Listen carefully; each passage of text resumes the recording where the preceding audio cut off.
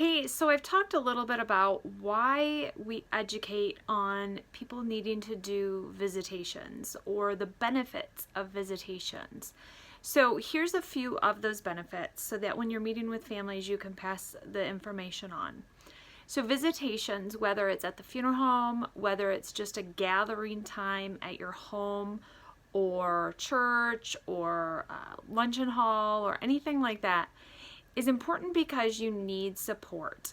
Now, either you set the time for people to pay their respects to you, or they will set it for you.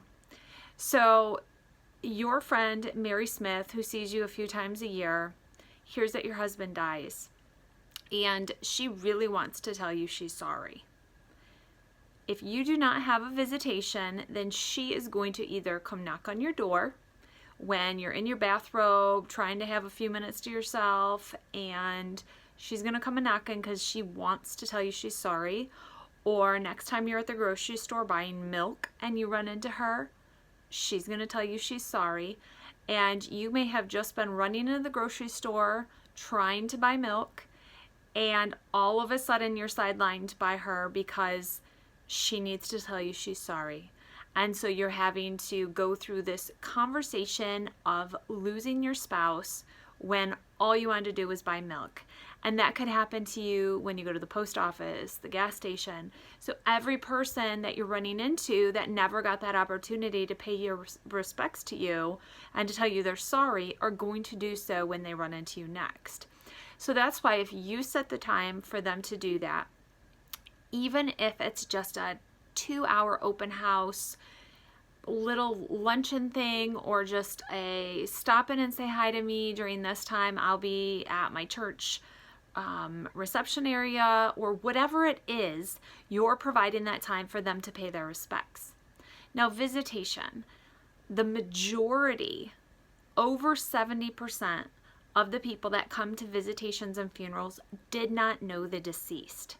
They actually are friends of a family member or somebody that's in that close-knit inner circle, and they want to pay respects. So employers and coworkers and friends from school. So look at the dynamic of the immediate family. You've got grandchildren. These grandchildren's, if they're in high school, their high school friends are going to come to support them, but they may have never met the grandpa that died. Same thing with, brothers, sisters, probably never met the sibling, but they're friends of the brother and sister, or even the niece and nephew. They probably have never met the deceased. So that gathering time is for that family to gather support and receive the respect and the I'm sorry's and the hugs and the sympathy that everybody wants to provide to them, and it gives them the opportunity to do that. So that is what visitation is for. It's not to come look at the body in the casket and to stand and peer upon somebody one last time per se, even though that's a small portion of it, but that's not the benefit of it. That's not the reason to do it. So talking to families about why you do that time and the benefits really encourages them to set a time to receive those blessings from their friends, and that not so much blessings, but that support and that encouragement. So pass that information on when you're meeting with families, because it will make a difference in the steps they take. It will make a difference getting them to that next phase in their walk through the grief process.